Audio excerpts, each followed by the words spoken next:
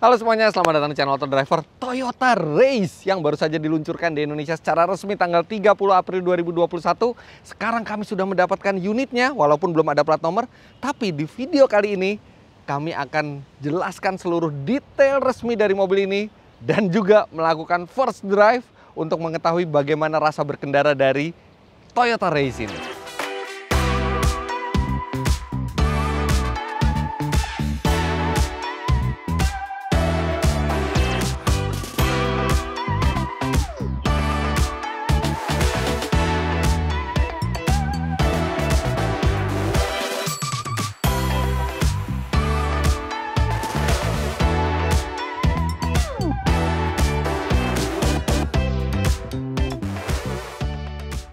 Jadi seperti Anda sudah ketahui dari banyak bocoran yang beredar sebelumnya, bahwa Toyota Race ini adalah produk yang juga kerjasama antara Toyota dan Daihatsu.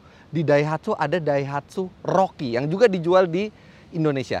Tapi produk kembar Race dan Rocky ini berbeda dengan produk kembar seperti Agya Ayla, Avanza Xenia atau Rush Terios, karena Race dan Rocky lahir bukan di Indonesia tapi dia lahir di Jepang. Jadi di Jepang mobil ini sudah dijual dan laku keras di Jepang.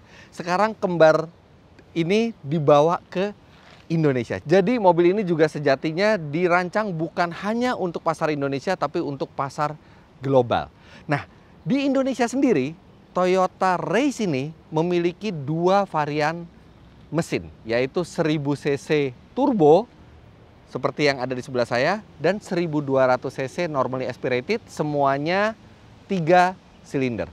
Tapi di awal kemunculannya yang bisa langsung Anda bawa pulang ke rumah adalah yang 1000 cc turbo. Sedangkan yang 1200 cc direncanakan di semester kedua 2021. Jadi inilah yang ada, 1000 cc turbo, dan inilah yang akan kita bahas sekarang. Nah, di varian 1000 cc turbo sendiri ada beberapa varian. Ada 1000 cc turbo dengan transmisi manual dan CVT. Kemudian untuk yang 1000 cc turbo GR Sport seperti ini, itu hanya tersedia dalam transmisi CVT. Bedanya GR Sport tentu saja dengan penambahan aksesoris yang sporty dari GR Sport. Kemudian ada satu lagi varian yang paling atas, yaitu GR Sport with TSS, Toyota Safety Sense. Jadi dia sudah GR Sport dan dia dilengkapi dengan radar yang bisa memantau sekitar, bahkan mengintervensi dan membantu kita dalam berkendara, termasuk adaptive cruise control. Dan yang di sebelah saya ini adalah tipe teratas dari Race, yaitu Toyota Race 1000 cc turbo GR Sport with TSS. Jadi ini yang paling lengkap dan ini yang harganya paling tinggi. Harga pada saat kami melakukan video ini bahkan belum putus. Kami melakukan syuting video ini 4 hari sebelum launching dan itu masih belum putus harganya. Jadi kami hanya bisa memberikan perkiraan antara 250 sampai 265 juta rupiah. Persisnya berapa Anda bisa lihat di deskripsi, atau kalau misalnya pada saat editing kami sudah mendapatkan harganya, Anda bisa lihat di sini harganya. Dan itu artinya harganya masih di bawah Toyota Rush, karena Race ini disiapkan sebagai SUV paling kompaknya dari Toyota dan Daihatsu. Dia 5 seater bukan 7 seater seperti di Toyota Rush. Jadi ini lebih cocok untuk keluarga kecil atau Anda yang sering mengemudi sendiri, terutama di dalam kota. Oke, sudah tidak sabar rasanya untuk memperlihatkan detail dari Race ini. Sekarang kita lihat detailnya yang resmi dijual di Indonesia. Secara desain mobil ini lucu, cute. Jadi dia bentuknya mengotak seperti SUV, tapi compact. Dan ground clearance-nya juga lumayan tinggi, ini dekat ke 200 mm. Dan detail-detailnya mencerminkan memang mobil yang dirancang untuk bukan hanya dibawa sehari-hari memindahkan Anda dari satu tempat ke tempat lain, tapi juga untuk menarik perhatian orang, karena detail-detailnya menarik. Ini depan nih benar-benar tegak seperti ini, menambah kesan gagah. Lampu di tipe ini sudah LED dengan DRL, dan lampu LED di Toyota Safety Sense ini istimewa karena dia juga menggunakan adaptive headlight. Jadi dia bisa men-sense atau dia bisa merasakan apakah ada mobil dari arah depan. Jadi ketika ada mobil dari arah depan dan Anda menggunakan lampu jauh, dia akan secara otomatis meredup kalau Anda masukkan di mode auto. Jadi fitur yang biasanya hanya ada di mobil premium. Fog lamp LED sudah standar, kemudian lampu sen ini LED juga, dan bagian depan ini seperti bahasa desain Toyota yang baru, tapi dengan penambahan spoiler dari GR Sport ini menjadi semakin sporty. Apalagi untuk yang 1000 cc turbo ini, termasuk yang GR Sport, itu peleknya sudah menggunakan 17 inci berwarna hitam dengan ban 205/60 R17. Jadi terlihat gagah. Sedangkan yang kalau yang di 1200 cc nanti itu 16 inci. Jadi ini terlihat mungil tapi kekar. Nah, kemudian soal warna. Ini adalah hero color dari Toyota Race, warna biru ini. Nah, untuk warnanya itu ada pilihan dual tone untuk yang 1000 cc turbo yang GR Sport. Jadi Anda atapnya hitam seperti itu dan warna bawahnya biasanya warna-warna yang cerah dan membuat kontras. Nah, pilihan warnanya ada biru, ada merah, ada putih, ada silver, dan ada kuning. Itu membuat pilihan warnanya cukup banyak, tapi yang hero color adalah ini, yang biru ini. Nah, kita lihat ke samping. Kalau Anda lihat ke samping, ini ada GR di sini. Nah, masalah GR nih, Gazoo Racing itu kan sebenarnya divisi sportnya Toyota sekarang. Nah, yang di Race ini adalah Race GR Sport. Jadi dia race yang diberi sentuhan sporty dari GR Sport. Kalau GR-nya ditaruh di depan seperti GR Supra, GR Yaris, nah itu baru mobil yang memang secara performa didevelop oleh GR. Jadi ini adalah penambahan aksesoris GR-nya ini. Nah, ini detail yang menarik di bagian belakang. Ini seperti SUV yang lebih besar. Ada jendela di baris ketiga, tapi tetap ukurannya itu compact gitu. Bahkan ini saya aja nih, ini tidak sampai seleher saya atap dari mobil ini, tapi ya ground clearance-nya masih lumayan tinggi. Menyenangkan melihat mobil ini, apalagi belakangnya. Nah, ini Anda lihat belakangnya juga dengan garis-garis patah yang membuat karakter dari mobil ini semakin tegas. Ini ada spoiler di belakang juga dari GR Sport, dan emblem di sini Race, di sini ada GR Sport untuk yang tipe ini. Nah, sebenarnya mestinya ada emblem turbo di sini, tapi Toyota memutuskan emblem turbo itu ditaruh di samping. Jadi ada di samping di spakbor depan itu. Tapi itu masalah selera ya. Kalau saya lebih suka ditaruh di sini, jadi kesannya keren gitu. Race turbo. Wah, kalau itu kan turbonya tiba-tiba out of nowhere, tiba-tiba ada turbo aja di samping gitu. Tapi anyway, mobil ini secara desain menarik. Ini juga ada tambahan aksen plastik di sini, membuat mobil ini tampil tidak biasa. Dan itu memang dibutuhkan untuk segmen SUV kompak seperti ini. Penampilan yang atraktif itu kadang-kadang bisa memancing calon pembeli untuk SPK mobil ini. Dan by the way, ini mobil sudah dirakit di Indonesia dan sudah mendapatkan keringanan PPNBM. Nah, secara tampilan menarik, atraktif. Sekarang kita lihat apakah mesin turbo yang diusung mobil ini juga bisa seimbang dengan penampilannya yang sudah agresif ini. Hihihi, kecil sekali mesinnya. Mungil. Literally cuma segini mesinnya. Ini adalah 1000 cc dan dia hanya 3 silinder dengan turbo yang menghasilkan tenaga hampir 100 PS, tepatnya 98 PS, tapi torsinya yang besar, 140 Nm.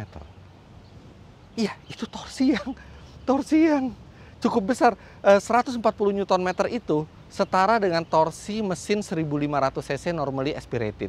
Dan artinya ini torsinya setara dengan yang dimiliki oleh Avanza atau Mitsubishi Xpander, padahal dengan bodi yang lebih kecil. Jadi kami yakin ini adalah mesin yang cukup bertenaga, tapi nanti kami akan coba. Nah, untuk bagian dalam, memang untuk mobil di rentang harga seperti ini dan untuk di segmen ini tidak ada pengecatan di bagian kap mesin yang sama dengan bagian luar. Ini benar-benar mungkin hanya cat dasar saja gitu ya. Tapi memang bukan satu kewajiban untuk mobil di kelas ini. Mesinnya kompak dan mesin ini menyalurkan tenaganya ke dua roda depan melalui dua pilihan transmisi, yaitu transmisi manual 5 speed atau transmisi otomatis CVT. Sekarang kita akan lihat bagasinya, tapi kalau Anda bisa lihat dulu sebelum kita buka bagasi, di kaca belakang ini ada wiper, tapi memang tidak ada elemen pemanas kaca belakang. Tapi ada kamera parkir, nanti kita bisa lihat juga. Oke, bagasi mobil ini unik. Uniknya apa? Satu, dia kapasitasnya lumayan besar untuk membawa 2 koper medium di sini atau 1 koper yang agak besar ini masih bisa, walaupun dengan kondisi kursi tegak. Dan partisi ini dilepasnya mudah sekali. Dia model yang fleksibel seperti ini loh. Dia modelnya fleksibel, jadi gampang sekali untuk dibuka tutup dan sangat mudah untuk memasangnya lagi. Tinggal masukkan ke celah di sini, udah beres. Memang ini tidak serapi kalau misalnya menggunakan yang non fleksibel, tapi ini sangat mudah untuk memasang. Nah, ini sangat mudah untuk memasang partisi ini, tapi memang tidak serapi kalau misalnya materialnya itu keras. Anyway, keunikannya belum berhenti sampai di situ saja. Kita sekarang taruh ini dulu. Nah, sewajarnya SUV, bangku belakang dari Race ini juga bisa dilipat untuk memperluas kapasitas bagasi. Caranya juga cukup standar, tinggal tarik keluar seperti ini. Dan Anda akan mendapatkan space yang rata. Dan space yang rata ini akan sangat mudah kita untuk membawa barang. Tapi dia masih memiliki option lagi. Karena ada kerugiannya juga kalau rata seperti ini. Yang pertama, dia kapasitasnya tidak terlalu besar. Dan kedua, ini tidak ada penahan sama sekali bibirnya di sini. Jadi kalau Anda parkir di tempat yang menanjak, barang itu bisa terlempar keluar. Nah, kalau Anda ingin bagasi yang tidak perlu rata, tapi lebih besar dan lebih aman, Anda tinggal tarik ininya saja, partisi ini, dan Anda bisa meletakkan di bagian bawahnya. Nah, dia lebih dalam lagi dan lebih aman untuk penyimpanan barang-barang. Solusi yang simple tapi cerdas dari Toyota. Dan di bagian bawah ini masih ada ban serep yang full size, bahkan dengan peleknya pun masih sama dengan pelek yang dipakai di mobil. Nice. Cukup praktis, apalagi untuk kendaraan sehari-hari. Nah, sekarang kita lihat bagian dalamnya. Nah, untuk Anda yang ingin mengembangkan usaha otomotif di aplikasi digital, kini Gias punya marketplace terbaru namanya Gias Auto 360. Aplikasi ini akan menjadi solusi digital penjualan kendaraan dan produk pendukung otomotif dengan mudah, aman, dan nyaman. Ayo gabung jadi merchant, cara daftarnya mudah dan gratis. Untuk keterangan lebih lanjut, klik link yang ada di kolom deskripsi.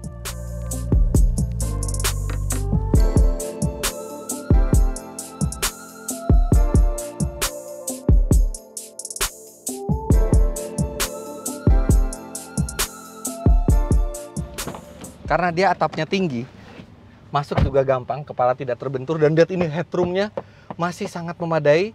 Dan legroomnya juga, ini posisi berkendara saya tingginya 177 cm. Dan Anda bisa lihat ini masih lega sekali legroomnya. Kemudian di bagian bawah dari kursi depan itu juga masih bisa ada ruang untuk menselonjorkan kaki. Serta joknya juga cukup tinggi sehingga suportif di paha.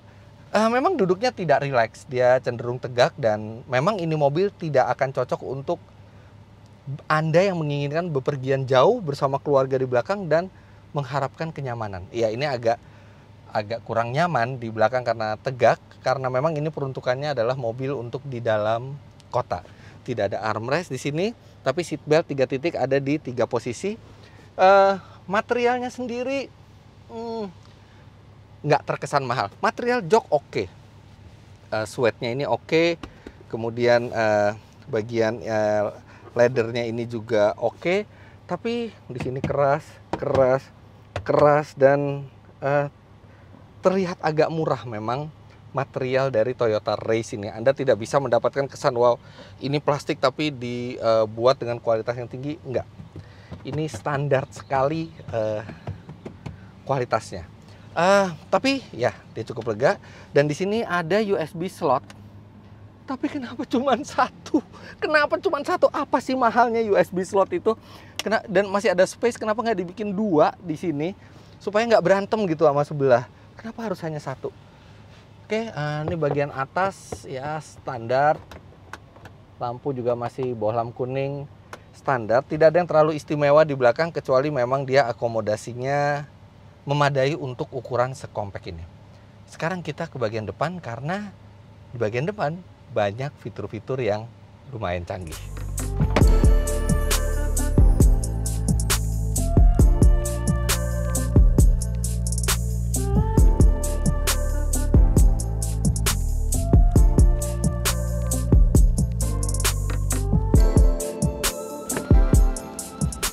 Oke, nah ini unik ya. Kita mau menutup pintu ada dua pilihan. Kita bisa di sini posisinya seperti biasa atau di sini. Oke, bentuk dashboardnya atraktif. Dia dengan lekukan-lekukan yang tidak standar, tapi memang sama seperti di belakang. Material ini keras. Ini enggak, ini empuk. Ini keras. Satu-satunya yang empuk hanya ada di sandaran lengan kanan dan kiri. Hanya di sini saja yang ada material empuk, yang lainnya keras semua. Spion ini sudah auto, jadi bisa lipat seperti ini. Kemudian setir ini kulitnya agak kasar ya, tapi minimal dia kulit sudah untuk membalut setirnya. Banyak sekali tombol di setir ini, nanti akan saya jelaskan. Tapi yang menarik adalah instrumennya ini full digital. Dan ada 4 pilihan tampilan. Jadi Anda bisa memilih tampilan sesuai dengan selera Anda. Dan banyak display juga yang menarik seperti pintu. Kalau kita buka ketahuan dari pintu mana yang terbuka. Kemudian ada steering angle, jadi kelihatan rodanya belok. Padahal ini mobil di harga 250 sampai 260-an juta. Kemudian ini layar multimedianya dia lebih besar 1 inci dibandingkan yang 1200 cc. 1200 cc itu dia 8 inci, yang ini 9 inci. Sedangkan kalau yang di tengah ini untuk instrumennya itu 7 inci. Kemudian AC ini sudah digital, single zone, tapi dia dilengkapi dengan auto, jadi ini bisa dibilang sebagai sebuah climate control. Tapi memang AC ini dia tidak bisa diubah modenya. Jadi tidak ada pilihan untuk hembusan AC dari kaki atau dari atas, tidak ada. Dia hanya satu saja, makanya ini banyak yang kosong nih tombol-tombol di AC-nya. Kalau engine start stop sudah standar, dia menggunakan smart keyless entry. Dan lucunya ya, ini hanya ada unlock di sini karena locknya ada di logo. Seperti BMW dulu kalau dikuncinya tuh di logonya dipencet untuk mengunci. Nah, posisi berkendara sekarang. Jadi ini setir hanya bisa disetel saja, sayangnya tidak bisa teleskopik. Aduh, padahal di zaman sekarang kita mengharapkan teleskopik itu sudah jadi standar ya, tapi it's okay lah. Yang penting posisi berkendaranya tidak ergonomis kalau menurut saya. Agak kaku ya, jadi kalau misalnya kakinya itu kita pas, apalagi buat orang yang tinggi seperti saya, itu tangannya terlalu jauh. Dan kalau misalnya tangannya pas, itu kakinya terlalu menekuk. Kalau Anda tinggi badannya di bawah 165 cm, mungkin ini masih oke. Tapi kalau Anda lebih tinggi dari itu, maka Anda harus mengorbankan salah satu antara kenyamanan kaki atau kenyamanan tangan. Bukan mobil yang memiliki posisi berkendara nyaman atau ergonomis, tapi ini agak kaku posisi berkendaranya. Makanya ini hanya disarankan untuk di dalam kota saja, tidak untuk pergi jauh. Kecuali kalau Anda bukan orang yang tipe menikmati kenikmatan berkendara gitu ya, mungkin it's okay berkendara kaku seperti ini, tapi akan lebih fleksibel dan akan lebih menyenangkan kalau ada satu fitur saja teleskopik, tapi nggak ada. Oke, kemudian ini transmisi otomatis, dan transmisi otomatiknya ini sudah dilengkapi dengan mode manual. Kalau kita ke kanan kan seperti ini, dia jadi sport mode. Kalau kita pindahkan, dia menjadi mode manual, dan dia juga dilengkapi dengan pedal shift. Rem parkir masih manual, nggak apa-apa. Lampu sudah auto, wiper belum auto. Kalau ABS, EBD itu sudah standar. Kemudian airbag ada 2 di kiri dan kanan. Serta yang istimewa dari mobil ini adalah Toyota Safety Sense. Fitur radarnya lengkap sekali, fitur radarnya. Kita bisa lihat di sini ada macam-macam. Ada blind spot monitoring, ada rear cross traffic alert, ada front collision warning. Bahkan dia dilengkapi dengan adaptive cruise control. Tadinya mobil dengan sistem radar seperti ini diklaim paling murah adalah Wuling Almas RS dengan harga di 350-an juta rupiah. No, sekarang gelar itu berpindah ke Toyota Race dengan harga di 250 sampai 260-an juta rupiah. Halo helikopter, ada helikopter di atas. Dan Daihatsu Rocky tidak memiliki fitur ini. Jadi ini adalah mobil paling murah yang ada di pasaran yang memiliki fitur radar lengkap termasuk adaptive cruise control. Nah, tapi bingungnya udah selengkap ini Toyota Race yang 1000 turbo dengan Toyota Safety Sense. Di kanan ini masih ada 6 tombol kosong. Padahal ini tipe paling atas. Saya tidak suka melihat tombol kosong seperti ini di tipe yang paling atas. Kesannya masih belum lengkap gitu. Kemudian ada lagi saya yang kurang srek itu adalah ininya. Multimedia sistemnya. Oke, multimedia sistemnya memang ini responsif sekali. Kalau dipencet itu langsung terjadi reaksi, tidak ada delay. Kemudian dia juga sudah bisa memberitahukan sekarang tanggal ganjil atau genap, walaupun agak useless sekarang karena ganjil genap belum diberlakukan lagi. Tapi ini belum bisa membaca ini ya e-money. Tapi yang saya agak mengganjal di sistem multimedia ini adalah dia hanya menyediakan sambungan secara Bluetooth, iPod, T-Link, apapun itu, tapi tidak ada dua konektivitas yang benar-benar paling praktis dan paling dibutuhkan sekarang, yaitu Apple CarPlay atau Android Auto. Itu belum tersedia di multimedianya. Tapi yang minimal Anda bisa menyambungkan gadget Anda dengan cara yang lain, dan juga ada USB slot di sini. Jadi di depan ada 2 buah USB slot plus 1 buah soket 12 volt 120 watt. Di sini ada laci penyimpanan yang standar besarnya. Nah, di sini ada laci penyimpanan kecil, tapi ya cukup berguna untuk barang-barang yang kecil. Kenapa bisa ada ini? Dan dia bisa untuk sandaran tangan, dan ini cukup nikmat karena tidak ada cup holder di sini. Tidak ada cup holder yang mengganggu. Di sini juga tidak ada, jadi bisa untuk meletakkan barang. Dan dengan cerdas, Toyota meletakkan cup holder di balik AC. Jadi minuman Anda bisa dijaga tetap dingin, ya, tapi kerugiannya satu, AC dari samping sedikit berkurang, dan kalau Anda pesan minuman panas, mungkin panasnya nggak lama, dia langsung cepet dingin gara-gara di depan AC. Tapi kalau Anda pakai minuman dingin ya oke. Nah, ini cup holdernya ini kan dipencet seperti ini, tapi emang feel-nya memang bukan feel mahal. Memang mobil ini tidak dibuat untuk material yang mahal, tapi untuk mobil yang praktikal. Di sini ada lampu. Nah, yang menarik, di sini ada indikator penumpang mana yang belum memakai seat belt di belakang. Keren, kecil gini. Di sini ada kaca seperti biasa, tidak ada ini, tapi ya tidak ada lampunya, lampu hanya dari sini saja. Oke. Maaf, saya ada yang kurang tadi. Ternyata airbagnya ada 4 karena di pilar ini ada airbag juga. Oke.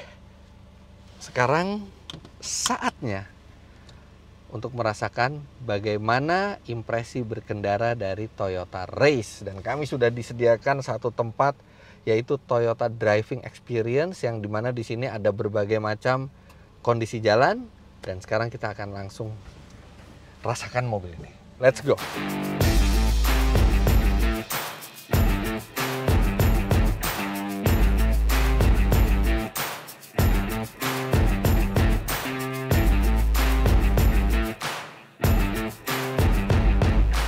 Ada khas ya buat bunyi 3 silinder.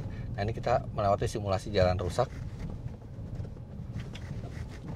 Oh, ini bisa dibilang ini lumayan empuk ini. Ini mungkin lebih empuk dari Toyota Rush.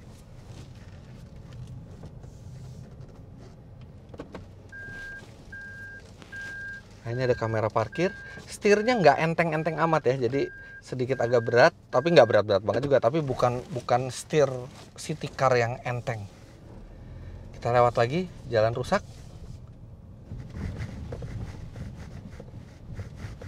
Ya ini nggak keras-keras amat ini.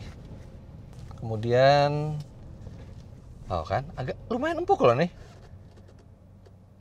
Oke, dia ada hill start assist-nya. Visibilitas sangat baik karena kita posisi duduknya cukup tinggi dan bonet atau kap mesin mobil ini juga rendah. Nah, ini ada simulasi polisi tidur.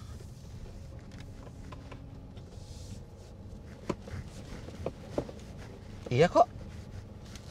Ya emang nggak empuk-empuk amat, tapi nggak bisa dibilang keras sama sekali ini suspensinya. Radius putar cukup baik, tapi nggak yang patah-patah amat, tapi cukup baik. Sekarang kita coba handlingnya.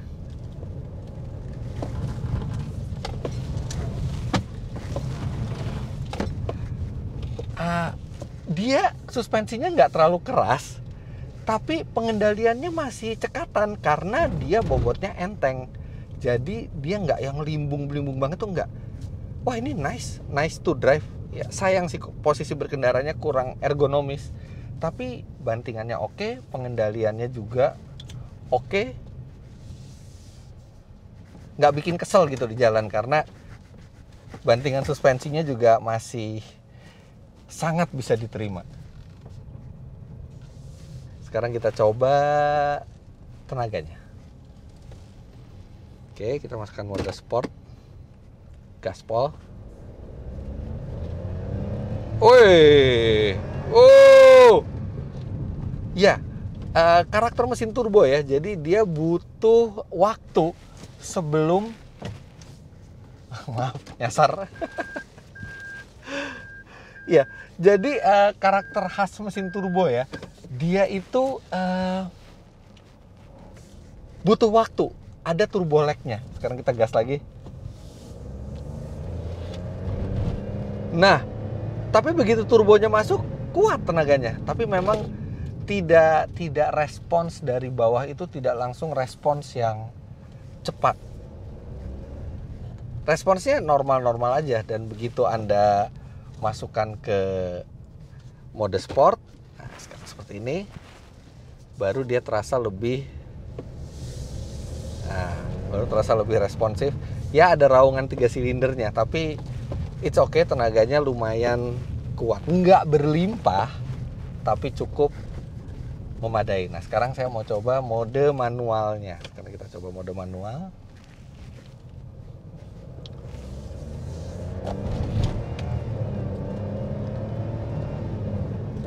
Oke lah. Saya belum ngetes 0-100-nya ya, tapi mungkin ya. Mungkin 0 sampai 100 km per jamnya sekitar mungkin 11 atau 12 detik ya. Nggak tahu, tergantung di putaran atasnya. Yang jelas ini tenaganya lebih besar daripada yang tipe 1200 cc normally aspirated engine. Suara mesin masih lumayan kedengeran ke dalam, tapi peredaman yang lain sih lumayan bagus ya.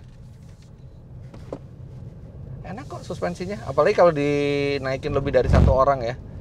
Mungkin akan lebih terasa nyaman mobil ini. Nah, sekarang kita coba lewatin air yuk. Enak kok buat ngelewatin jalan rusak. Mungkin karena didukung bannya juga yang besar ya, 17 inci bannya.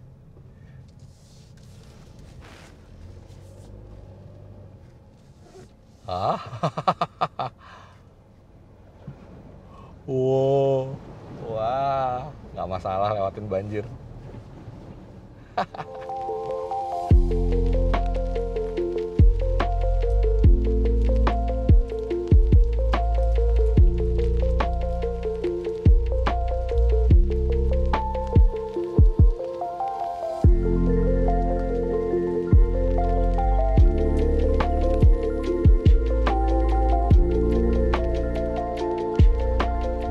Bisa dibilang Toyota Race adalah salah satu mobil yang paling menarik yang diluncurkan di 2021 ini.